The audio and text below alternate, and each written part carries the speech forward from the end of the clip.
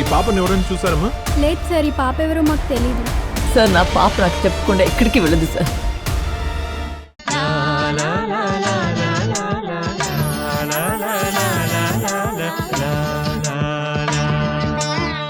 ఎందుకు భూమి ఇంత చిన్న విషయానికి కూడా అంతలా బాధపడతావు? అదేంటి బావా, ఎన్ని దెబ్బలు తగిలాయి, ఇది చిన్న విషయం అంటావేంటి? సర్లే, జరిగిపోయింది ఏదో జరిగిపోయింది. నువ్వేడిస్తే నాకు బాధ అనిపిస్తుంది. అయినా నువ్వు తన బండి మీద వెళ్ళడం ఎందుకు? నీకు బయటికి వెళ్ళాలనిపిస్తే నువ్వు హ్యాపీగా వెళ్ళొచ్చు కదా. అది కాదు భూమి, తనేదో సరదాగా రమ్మంది కదా అని వెళ్ళాను, కానీ ఇలా జరుగుతుందని నేను అనుకోలేదు. అన్నీ నువ్వు సరదాగానే తీసుకుంటావు. చూడు ఇప్పుడేమైందో. ప్రతి విషయానికి బాధపడతావు అనుకున్నాను, కానీ మరీ ఇంత సెన్సిటివ్ అనుకోలే. నేనేం రాయిని కాదు బావా, నాకు కూడా ఒక మనసు ఉంటుంది.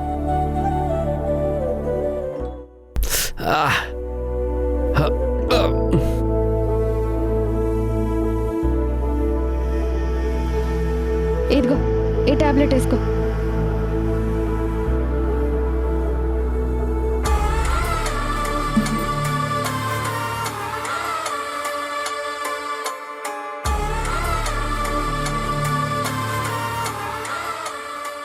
ఇంక నువ్వు భయపడవలసిన పనేం లేదమ్మా, ఏమీ జరగదు.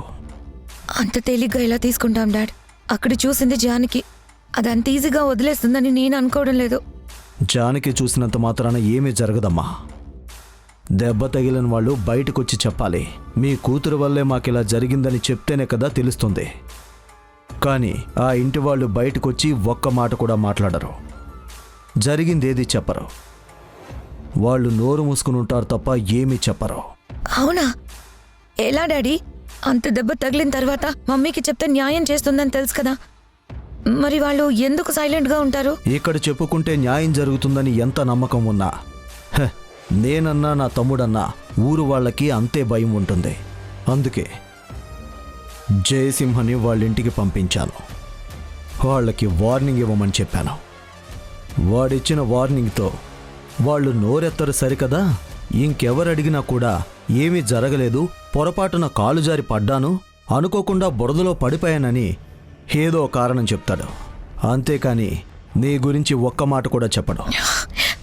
Thank you so much dad. నాకేం జరుగుతుందో అని ఎంత భయపడ్డానో తెలుసా? ఇప్పుడు నీ మాటలు విన్నాక నాకు కొంచెం ధైర్యం వచ్చింది. నిజంగా మమ్మీకి ఈ విషయం తెలియదు కదా? చెప్పాను కదమ్మా, నువ్వంటే నాకు ప్రాణమని. నీ జోలికి ఎవరైనా వస్తే వాళ్ళ ప్రాణాలు తీసేస్తాను. అంతేకాని నువ్వు బాధపడే పని నేనెందుకు చేస్తానమ్మా? నువ్వు ధైర్యంగా ఉండవు.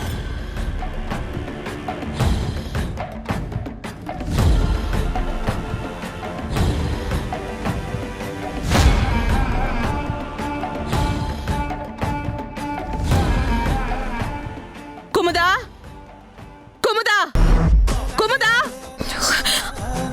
కుముదా! డాడీ, మమ్మీ ఇంటికి వచ్చేసింది. చూసారా ఎంత గట్టిగా అరుస్తుందో? అంటే తనకి నిజం తెలిసిపోయిందంటారా?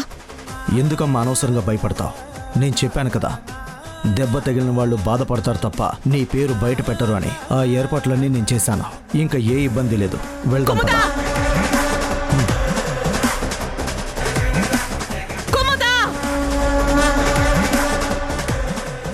ఏంటి రుద్రాణి, ఎందుకంత గట్టిగా అరుస్తున్నావు?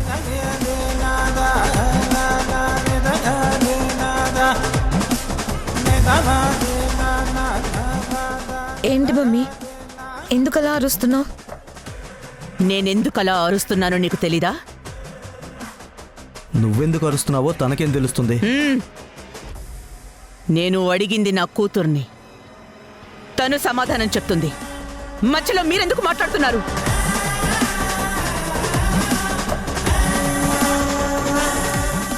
అడుగుతున్నాను కదా, చెప్పు. లేదు మమ్మీ, నేనేం చేస్తాను?